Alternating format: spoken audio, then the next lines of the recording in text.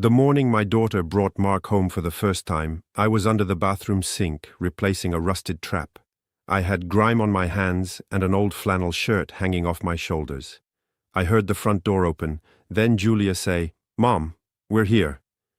I finished tightening the joint before I slid out. Mark shook my hand. His eyes moved around the room, the sagging sofa, the boxy television, the pile of library books on the side table, and he smiled the way people do when they've already made up their minds. I smiled back and said nothing. That was 18 months ago, and if I had corrected his assumption that day, everything that followed would have ended very differently. Not for me, for him. My name is Robert. I am 64 years old. I drive a 2008 pickup with a cracked windshield I've been meaning to replace for 3 years. I buy my jeans at Target. I mow my own grass. On Thursday mornings, I walk to the diner on Main Street and eat the same breakfast I've eaten for 20 years. 2 eggs over easy, wheat toast, black coffee. What Mark did not know, and what I chose not to tell him, is that I own 7 residential properties in this county. I bought the first in 1986 with money from double shifts at the factory. I bought the second 2 years later. By the time Julia was in middle school, I had 4. When my husband Tom passed 12 years ago, he left me his half of everything we built together. I kept building slowly, carefully, the way you do when no one handed you anything. 7 properties, 29 rental units total. Everyone paid off. I never talked about it. Tom and I agreed on that early. You don't flaunt what you have, you just have it. Julia grew up knowing we were comfortable, but not the specifics. I planned to sit down with her properly one day, documents spread out, and walk her through all of it. I was waiting for the right moment. I was still waiting when she told me she and Mark were engaged. I remember sitting in my truck in the driveway after she called, just holding the phone. Not because I disliked Mark. I barely knew him. But something Julia said stayed with me. She said, "He thinks it's really sweet, Mom. How simple you keep your life." She was laughing when she said it. She meant it kindly. I thought about correcting her. I thought about saying, "Julia, let me tell you something about simple." Instead, I said, "That's nice of him." And I let it sit. The wedding was in November, small and lovely, a barn venue outside town with string lights. I sat at the family table, gave a short toast, and drank 1 glass of champagne. Mark looked handsome. Julia looked happy in the way young women look happy when they think they've figured everything out. His parents were there, his father, Philip, a commercial real estate developer from outside Charlotte, and his mother, Diane, who wore a lot of gold and asked me twice what I'd done for work before retiring. I told her the truth. I worked at the plant. She nodded and moved on to someone more interesting. I watched Philip that evening. He was the kind of man who scans a room like a contractor scans a job site, measuring, calculating, looking for angles. He and Mark had the same eyes. Not bad eyes, just always working. The first 3 months after the wedding were quiet. Julia and Mark settled into their apartment across town. They came for Sunday dinner every couple of weeks. Mark was pleasant. He asked about my health, complimented whatever I'd cooked, cleared the table. I had no complaints. Then one Sunday in January, he asked how long I'd lived in the house. I said 31 years. He said it must hold a lot of memories. I said it did. He said almost casually that the neighborhood had really appreciated over the past decade. Had I ever thought about downsizing? Maybe something with less upkeep? I looked at Julia. She was looking at her plate. I said the house suited me fine. He smiled and said, "Of course. Just wanted to make sure I was comfortable." He said it with such warmth that if I hadn't been paying attention, I might have believed him. I was paying attention. 3 weeks later, Julia called on a Tuesday evening and said they'd been talking. I'd learned to understand those words. "Mum, we've been talking," the way you learn to read a weather pattern. Every time she said them, a front was moving in. She said Mark had mentioned that maybe I could use some help with finances. Not that anything was wrong, she added quickly, just that managing things alone at my age could get complicated. She said Mark's father knew a financial advisor, very reputable, and they thought it might give me peace of mind to sit down with someone. I asked Julia whose peace of mind she was talking about. She laughed a little uncomfortably. She said, "Mom, we just want to make sure you're taken care of." I told her I appreciated that. I said I'd think about it. I hung up and called my attorney, David. David and I had gone to the same church for 15 years. He updated my will 5 years ago, and he knows every property I own, every trust arrangement, every document. I told him what was happening. David was quiet for a moment. Then he said, "Robert, do you want to move anything around?" I said, "Not yet. I wanted to see what they were really after first." He said to call when I needed him. I told him to keep his calendar open. In February, Mark started dropping by unannounced, always with a reason. Returning a dish, dropping off something Julia had left at their place. He'd come in, sit down, and eventually steer the conversation somewhere interesting. How did I handle the taxes on the house? Did I have a financial planner? Had I considered a reverse mortgage? He said his father had helped a lot of older neighbors structure their assets more efficiently. He said efficiently, like it was a gift he was offering. I told him I kept things simple. He smiled at the word. I want to be clear about something. I wasn't cruel to Mark. I didn't play games or pretend to be confused. I simply answered his questions honestly without volunteering anything beyond what he asked. I am 64 years old. I am not senile. I've been managing complicated finances for longer than he's been alive. But he had decided what I was the moment he saw me crawl out from under that sink, and I saw no reason to update him. In March, he asked about the house directly. He sat at my kitchen table with both hands wrapped around a coffee mug and said, "Robert, I hope you don't mind me asking, do you own this house outright, or is there still a mortgage?" I said there was no mortgage. His fingers moved slightly on the mug. He asked when I'd paid it off. I said 2002. He said that was wonderful. A paid-off house in this neighborhood was worth serious money now. Did I know what comparable sales were running? I said I had a rough idea. He said his father's firm had actually been very active in this area. If I ever wanted an informal valuation, just to know where I stood, Philip would be happy to take a look. No pressure. I thanked him. I said I'd keep that in mind. After he left, I stood at the window and watched him get into his car. He sat there for a moment before starting the engine, and I could see him on his phone. I didn't know who he was calling. I had a good guess. April brought Julia to my door on a Saturday morning alone. She came in, sat at the kitchen table, and she had the look she used to get as a girl when she was about to ask for something complicated.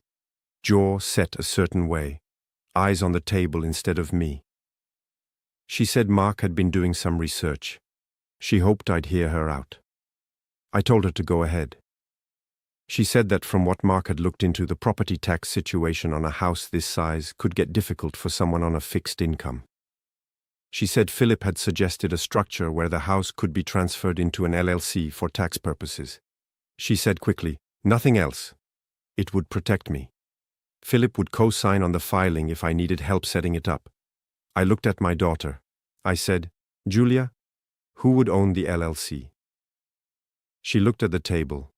She said it would be a joint structure, me and them together. I asked her to say that back to me slowly. She rubbed the back of her neck. She said it would be a way for the family to collectively manage the asset. Philip did this kind of thing all the time. It was just smart planning. I asked Julia directly, was this her idea or Mark's? She didn't answer right away. That was my answer. I told her I needed to think about it. Give me a couple of weeks. She seemed relieved to have a delay instead of a refusal. She hugged me before she left, and I held on to her a moment longer than usual because she was still my daughter and she was in over her head without knowing it. That afternoon, I called David. I said I was ready. David and I spent 3 evenings that week going through everything. He prepared documentation showing clear title on all 7 properties, each in a trust structure Tom and I had set up years ago, already more tax efficient than anything Philip could have dreamed up. The trust named Julia as the sole beneficiary with ironclad language that no spouse could access or transfer without Julia's explicit consent and independent legal counsel. It was airtight. Tom had insisted on it. David also wrote up a one-page summary. Plain language, every asset I held. He suggested I might want to share it at the right moment. I thanked him and put it in a folder in my desk drawer. In May, Mark asked if he could bring his father to meet me. I said of course. Philip arrived on a Saturday afternoon in a car I recognized from the badge. He was well-dressed, pleasant, and had the handshake of a man who practices it. He admired the house, said it had good bones, said the lot was an exceptional size for this street. We sat in the living room and Philip talked about market conditions, estate planning, generational wealth, tax efficiency. He was smooth. Under different circumstances, I might have enjoyed the conversation professionally. Then he unfolded a document on my coffee table, a draft LLC operating agreement. My name was listed as a founding member with 40% interest. Mark and Philip together held 60%. The assets listed for contribution included this house, described as my primary residence. Philip explained it carefully, purely protective.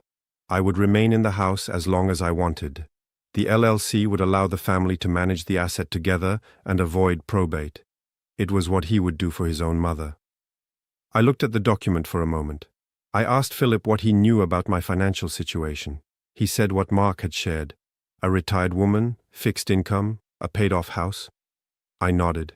I asked if he'd done any independent research. He said he hadn't felt it was necessary. I stood up and excused myself. I went to my desk and took the folder out of the drawer. I came back and sat down. I set the folder on the coffee table next to his LLC agreement. I told him I wanted to share something before we went any further. I opened the folder and slid the one-page summary across the table. Philip picked it up. He read it. His expression didn't collapse dramatically like in a movie. It changed slowly, the way color drains from something. He looked up at me. He looked back down at the paper. Julia, sitting next to Mark on the couch, leaned over to look. Mark leaned over too. The summary listed all 7 properties by address, approximate current market value of each, the trust structure, and Julia as sole beneficiary. At the bottom, David had noted the combined estimated value, just under $2 million. No one said anything for a moment. I picked up Philip's LLC agreement and held it up. I told him I appreciated the work that had gone into it. I told him my attorney had reviewed something very similar 2 weeks ago. I told him the trust structure Tom and I set up in 2009 already accomplished everything this proposed, with better protections, better tax treatment, and no outside parties involved. I said I had been managing these assets for 37 years without difficulty, and I intended to continue doing so. I said Julia had always known she would inherit everything. That had never been in question. Philip looked at me. He said quietly that he had not known. I said I understood. I said I had noticed. Mark said nothing. He was looking at Julia. Julia was looking at the summary sheet. She turned it over as if there might be something on the back. She set it down. She looked at me. She said, "Mom." I said, "Sweetheart." She said she hadn't known. I said I knew she hadn't. I said that was something I should have corrected sooner. And I was sorry for letting it go so long. I told her I had planned to sit down with her properly and walk through everything, and I had been postponing it. That was my mistake. She was quiet. Her face was doing several things at once.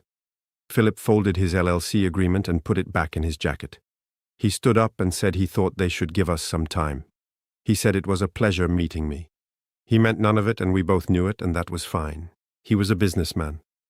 He had made a calculation, and the calculation had been wrong. I didn't hate him for it.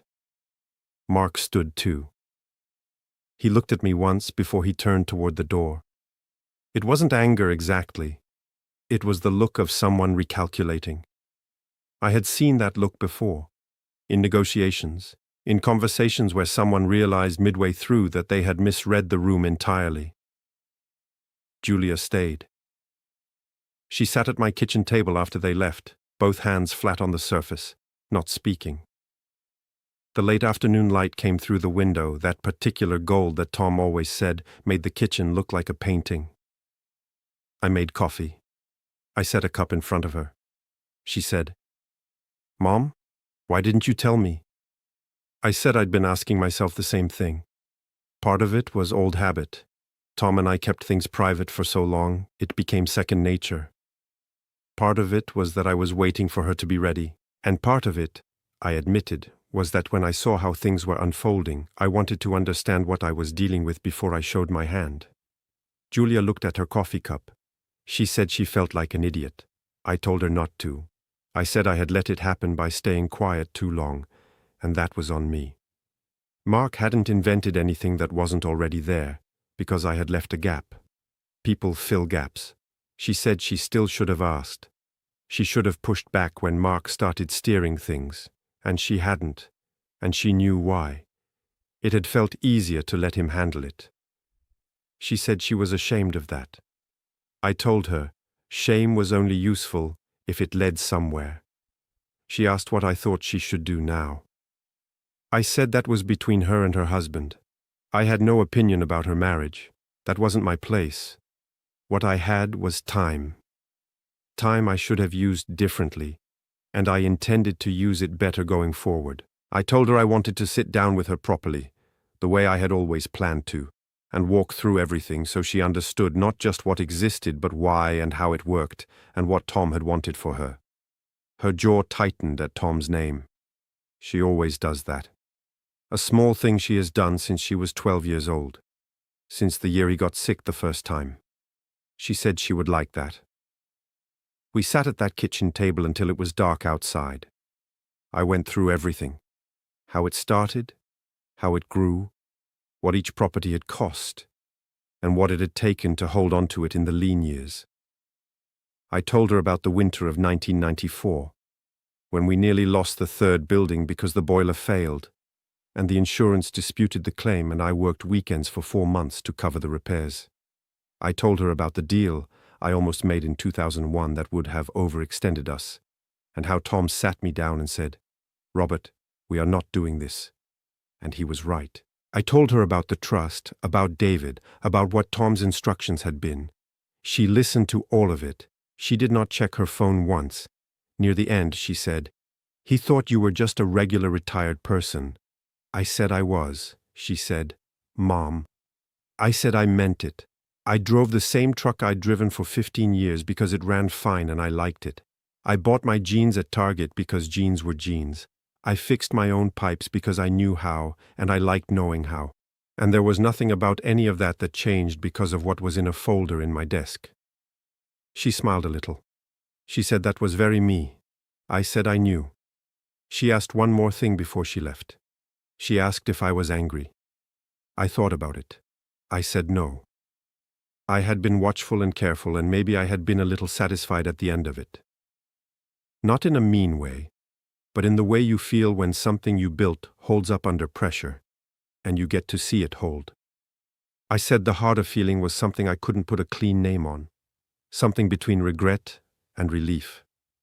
The feeling of a person who let things drift a little too long and caught them just before they drifted out of reach. I said the most important thing was that she knew now, all of it, and that I should have told her years ago. She hugged me at the door. She held on for a moment. I put my hand on the back of her head the way I did when she was small. After she left, I stood on the porch in the evening air. The neighborhood was quiet. The maple tree in the front yard that Tom planted the year we moved in was coming into its spring leaves. I had been meaning to have the lower branches trimmed, and I kept forgetting. I went inside and called David. He picked up on the second ring. I told him it was done. He asked how it went. I said it went the way things go when you are patient enough to wait for the right moment, and you have spent 37 years making sure you have something worth waiting for. David laughed. He said Tom would have loved this. I said I knew he would have. I said he would have had something specific and pointed to say about Philip's jacket. David laughed again. He told me to get some rest. I locked up the house and turned off the downstairs lights. I walked through the kitchen where Julia and I had sat, where that gold evening light came through the window that Tom always called his favorite thing about the whole house. I turned off that light last. I went upstairs. I set the folder on the nightstand on my side of the bed. I slept the way I have learned to sleep over these years, not perfectly, not without weight, but soundly. The sleep of a person who built something slowly and carefully, and watched it hold. 3 weeks later, Julia came by on a Sunday morning alone. She came in, sat down, and told me that she and Mark had been doing a lot of talking, real talking, the kind they probably should have been doing for a while. She said Mark had admitted that his father had pushed the idea harder than he had let on. He was embarrassed. They were working through it. I told her I was glad they were talking. She said Mark wanted to apologize to me in person. Was I open to that? I said of course. He was her husband, and that made him family, and I had not given up on family in 64 years, and I was not about to start now. She nodded. She looked at the table for a moment, then looked up. She said, "Mom, thank you for not giving up on me either." I told her there was never a version of this where I gave up on her. Not ever. That wasn't something she needed to thank me for. That was just the job. She smiled. She said she knew. We had breakfast together that morning. I made the eggs the way she likes them, scrambled, not runny, and we ate at the kitchen table where 37 years of decisions had been made. Where Tom used to sit across from me with his coffee and his opinions and his stubbornness that I had loved more than I knew how to say. Where the morning light came through the window and made everything look, just for a moment, like it was exactly enough. Because it was. It had always been exactly enough.